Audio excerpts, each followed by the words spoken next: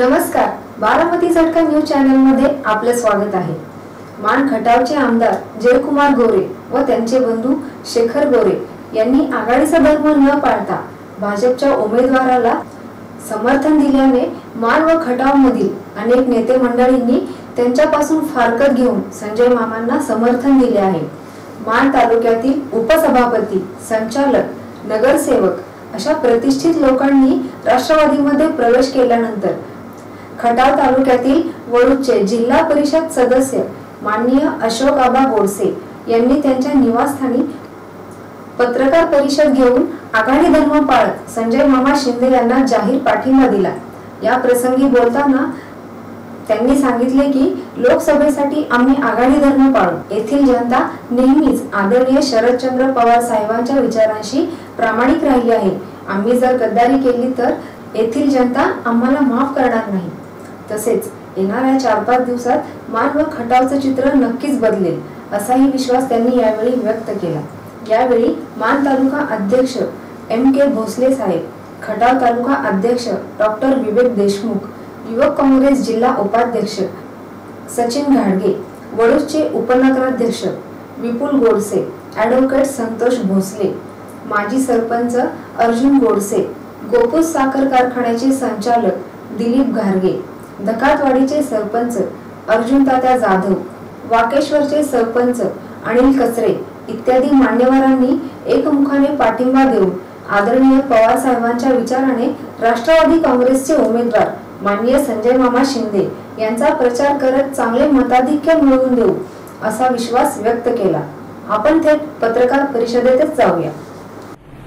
लोकसभा 2019च्या निवडणुकीच्या संदर्भामध्ये खटाव तालुक्यातील आणि मान तालुक्यातील कार्यकर्ते 2 दिवसांनी 12 तारखेला महाराष्ट्राचे माजी मुख्यमंत्री आमदार पृथ्वीराज बाबा चव्हाण यांच्याशी भेट घेतली आणि त्यांच्याबरोबर चर्चा करत असताना बाबांनीच त्या ठिकाणी स्पष्टपणे नमूद केलं की आता देश अडचणीत आहे आणि देशामधून ही जातीवादी शक्ती हद्दपार करायची आहे आणि त्याकरता काँग्रेस आणि राष्ट्रवादी काँग्रेस आघाडी मित्रपक्ष या सर्वांना बरोबर त्यांच्याबरोबर घेऊन आपल्याला काम करावं लागणार आहे। पहिल्यांदा देश सुरक्षित तर आपण सुरक्षित आणि या भूमिकेतून खटाव तालुका काँग्रेसचे अध्यक्ष MK भोसले असतील, विवेक देशमुख असतील, मान तालुका काँग्रेसचे अध्यक्ष MK भोसले असतील आणि त्याचे सर्व तरुण युवा कार्यकर्ते, शेतकरी आणि महिला बंधू भगिनी यांनी हा निर्णय घेतलेला आहे की 2019 ही जी निवडणूक आहे या निवडणुकीमध्ये काँग्रेस राष्ट्रवादी मित्रपक्ष आघाडीचे जे उमेदवार आहेत संजय मामा शिंदे, या संजय मामा शिंदे यांना भरघोस मतांनी निवडून द्यायचं हाच निर्णय त्या ठिकाणी मान खटाव काँग्रेसने घेतलेला आहे। देशाच्या दृष्टीनं अत्यंत महत्वपूर्ण अशी निवडणूक आहे। 2014ला काँग्रेस सत्तेतून पाय उतरवून हे भाजप सरकार हे देशामध्ये राज्यामध्ये मेजॉरिटीने या ठिकाणी आले।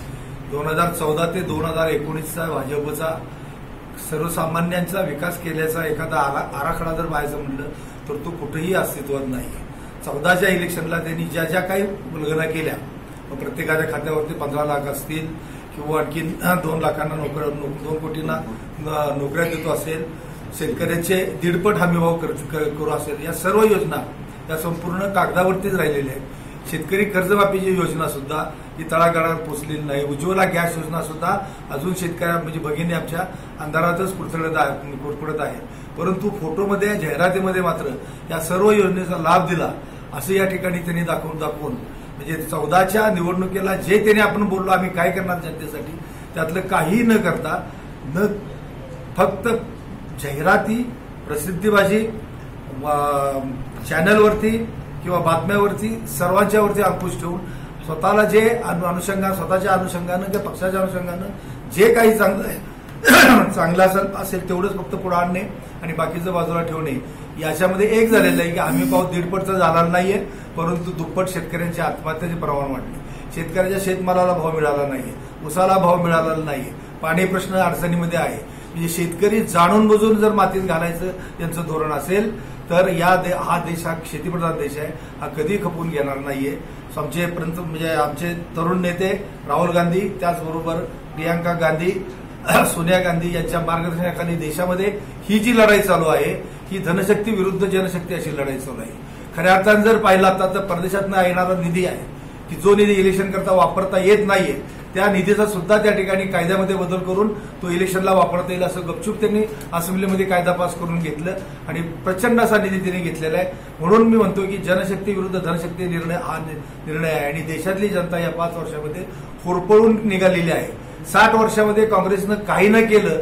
यांनी फक्त 26 जानेवारी 1950 पासून ते 26 जानेवारी 2014 पर्यंतचा हा देशाचा कालखंडाचा मग तो इन्फ्रास्ट्रक्चर असेल, टेक्निकल असेल, नॉन टेक्निकल असेल, अॅग्रिकल्चर असेल, आर्मी विषयक असेल, सगळे स्ट्रक्चर तुम्ही पहा की आज ज्या देशामध्ये 50 साली सुई तयार होत नव्हती त्या देशामध्ये अणुस्फोट सुद्धा झालेला आहे, यानाची निर्मिती झालेली आहे, विविध त्या ठिकाणी क्रांतिकारी शोध लागलेले आहेत.